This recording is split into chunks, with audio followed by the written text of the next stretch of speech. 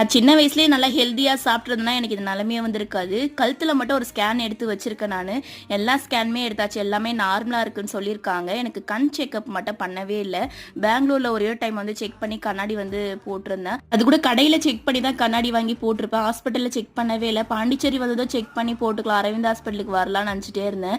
Business வேற start பண்ணணும் இல்லையா? அதுலேருந்து ரொம்ப வேலை அதிகமாக அதனால பார்க்கவே முடியல.